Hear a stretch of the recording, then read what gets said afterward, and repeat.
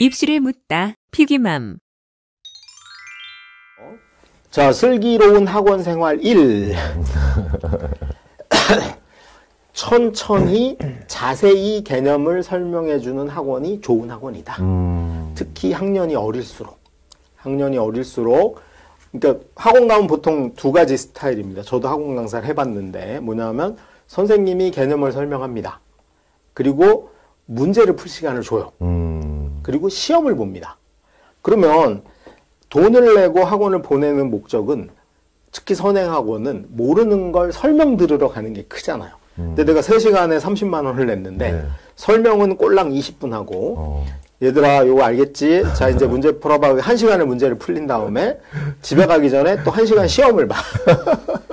그러면 이 30만 원은 낭비된 겁니다. 가능하면 우리가 낸 돈의 목적 하나하나를 꼼꼼히 설명해줘라고 돈을 낸 거야. 네. 솔직히 문제만 풀어, 네가 알아서 풀어. 그러려면 그렇게 비싼 돈을 낼 필요는 없어요. 네. 학원비가 30만 원이 아니고 문제만 푸는 학원은 한 5만 원, 10만 원이면 되는 거예요.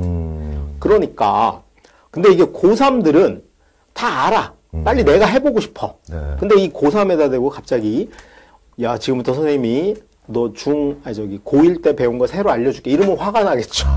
목적이 다른 겁니다. 네. 그래서 저학년일수록 꼼꼼히 개념을 설명해주는 학원을 고르시고요. 네. 고등학생이 되고 나서부터는 아는 걸 반복으로 또 설명하는 게 지겨우니 네. 원리 그 문제의 유형이나 또는 정보 이런 걸 많이 주는 학원이 좋은 학원인 겁니다. 일단 근데 오늘 중학생까지니까 네. 대부분은 개념을 자세히 설명해 주는 학원이 좋은 학원이고요. 두 번째, 누적 테스트 해주는 학원은 정말 훌륭한 학원입니다. 저 학원은 저거 돈도 안 받고 해주는 거야. 그러니까 우리 집의 가정교사나 큰 형의 역할을 학원이 대신 해주는 거야. 그래서 학원을 고르실 때요.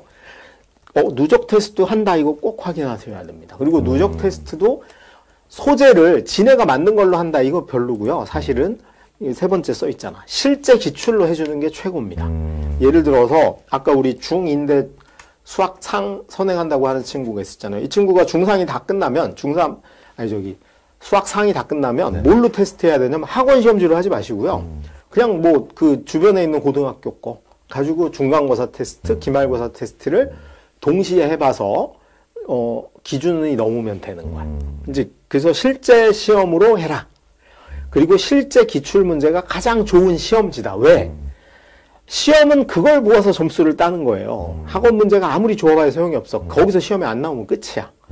그 다음에 학원 시험지는 학원에서 배운 거 위주로 주기 때문에 네. 범위가 되게 좁아요. 그래서 맨날 단원 테스트만 해요.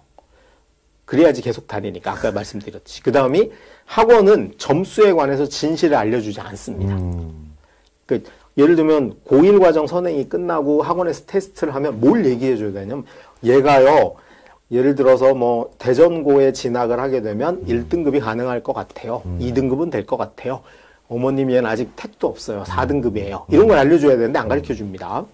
그 다음에 배운 것은 까먹고 또 배우는 방식에서 벗어나야 돼. 이게 최악의 그 악순환에 들어가는 겁니다. 예를 들어서 중2짜리가 중3 걸 한 번 배우고 고1 거 선행을 하는 와중에 중3 걸 까먹었어. 그러면 이걸 어떻게든 혼자 다시 알아내려고 하든가 아니면 안 까먹게 해야지 되는데 얘를 또 학원을 띡 보내가지고 또 하게 되면 얘는 이제 뇌가 스스로 뭐에 적응했냐면 뭐로 진화한 거냐면 퇴화한 거죠. 모르는 거 새로 배우면 돼 학원 가서. 자기주도 학습이 없어지는 겁니다. 최악이고요. 그래서 이거 절대 벗어나야 됩니다. 한 번 배운 거를 까먹었다고 치면 혼자 알아내게 유도하는 게 제일 좋다. 근데 그걸 유도하는 방법 중에 제일 좋은 건 기출 문제를 풀게 하고 틀린 문제가 어떤 단원의 어떤 개념과 연결됐는지를 교과서나 뭐 정석이나 이런 교재를 통해 자기가 확인해 보게 하는 걸 알려줘야 됩니다. 이걸 누군가 해주면 좋죠. 과외는 사실 이런 것 때문에 하는 건데 요즘 과외는 왜곡돼가지고 뭐 하냐면 선행진도 빨리 빼려고 과외를 해. 최악이죠. 그 다음에 한 번 배울 때 제대로 배우고 배운 것을 익혀서 안 까먹고 있어야 돼.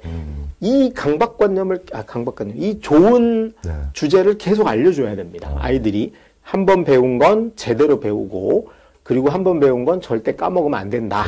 이게 중요하다는 걸 계속 알려줘야 됩니다. 이 습관이 결국 수능까지 가는 그렇죠. 거죠? 이게 핵심이에요.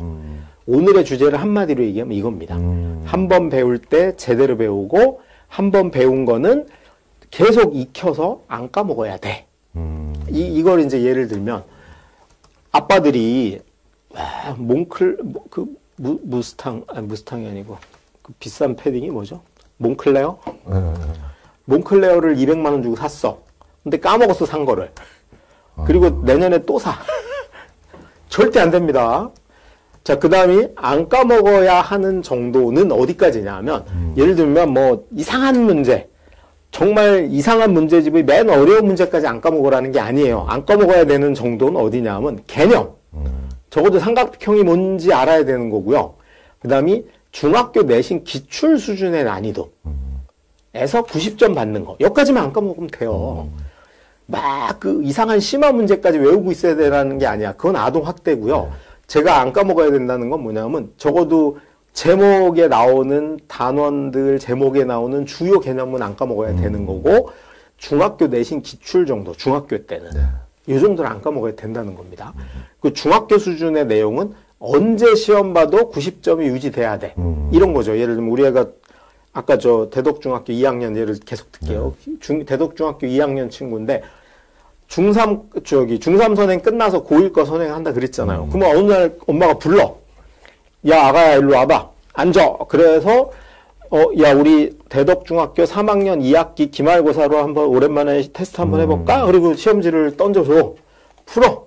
90점 나와야 되는 겁니다. 이 상태를 유지하는 게 슬기로운 학원 생활에서 1번으로 지켜야 돼. 자, 이제 학과 습에 대한 걸 다시 한번 정리를 해보겠습니다. 너무나 중요한 거예요. 자, 논어에 나오는 말이죠. 학과 습이 논어에 나오는 말입니다. 공자님 말씀이군요. 그렇죠.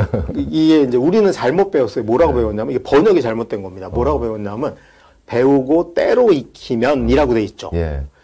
아닙니다. 이게 잘못된 거예요. 배우고 많이 익혀야. 아, 그랬구나. 그러니까 이런 거예요. 논어, 공자님 말씀하신 게 배우고 때로 익히면 즐겁지 아니한가가 아니고 배워서 자주 익혀서 안 까먹어야지 즐겁다야. 배운 걸 내가 알고 있어야지. 그래야지 즐겁답니다. 근데 이걸 이제 현대식 논어로 바꾸면 이런 개념이죠. 배우고 많이 익혀야 시험 점수가 좋다. 그래야지 즐겁지 아니한가. 오, 진짜. 배우고 많이 익혀야 됩니다. 배움과 익힘의 관계는 이런 거고요. 그 논어 정말 잘못 번역된 겁니다. 초등학교 초등학생이나 하위권 학생은, 중학생인데 하위권 학생은 배운 게 별로 없는 거야. 그러니 배울 게 많죠. 그래서 학의 비율이 80%인 거고요. 습의 비율이 20%인 겁니다. 익힐 것이 별로 없거든요. 계속 배워야 돼. 근데 중학생부터, 여기서부터가 중요한 겁니다. 중학생이거나 또는 고등학교 중위권 학생쯤 되면 배운 만큼 익혀야 됩니다. 이건 저는 철칙으로 지키셔야 된다고 봐요. 뭐냐면 내가 수학학원을 3시간을 다녀. 그러면 자기 혼자 공부하는 시간도 3시간이 반드시 확보가 돼야 돼. 최소한. 예를 들어서 내가 무시무시한 거네요. 그럼요. 이게 중학생부터 익혀야 될 비율의 문제입니다. 내가 중학교 때 월수금 3시간씩 선행학원을 다녀. 그러면 적어도 얘는 수학을 월수금은 아니어도 3시간씩 3번은 공부를 해. 자기 공부 시간이 9시간 확보가 돼야 됩니다.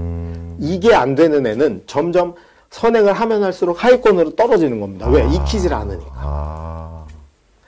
이거 되게 중요한 거예요. 중학생부터 이 습관을 들여야 된다. 배운 만큼 익혀야 된다. 고등학생이 되거나 최상위권 학생은 배울 게 별로 없죠. 그러니 익히는 시간이 많아야 되는 겁니다. 배울 게 별로 없어야 돼. 왜냐하면 내가 고3인데 어머님 저는 새로 배워야 될 게 이렇게 많은지 몰랐어요. 그러면 얘는 고3이 아닌 거예요.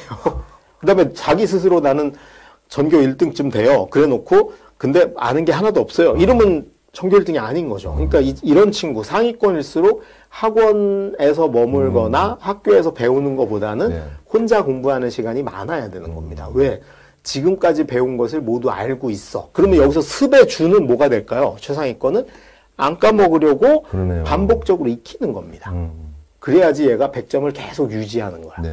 그러니까 보통 우리가 성적이 한번 올라갔다 떨어졌다 이런 애들이 있잖아요. 네, 막 네. 2학년 1학기 시험을 100점 받았는데 네. 기말에 갑자기 80으로 떨어졌어. 그럼 이제 얘는 뭐 한 거냐면 그 3월, 4월은 진짜 열심히 공부한 거예요. 아마 엄마가 이거 100점 받으면 아이폰 바꿔준다고 했을 확률이 높아요. 근데 이제 끝났어, 5월에. 그리고 나서 6월, 7월은 그 습의 양을 유지하지 않은 거지. 뚝 떨어진 거죠. 이런 친구는 우리는 진정한 상위권이라고 하지 않습니다. 그래서 여러분도 우리의 성적이 들쭉날쭉하다. 그럼 제일 낮은 걸 성적이라고 인정하세요. 네. 그게 제일 속편한 겁니다. 근데 엄마들 보통 얘기하면 제일 잘 본 거를 얘기해. 네. 그러시면 안 돼요. 실수. 아이하고 객관적으로 평가할 때 제일 못 본 걸 기준으로 평가를 해야지 아이의 뭘 고칠 수 있어요? 습관을 고칠 수 있다.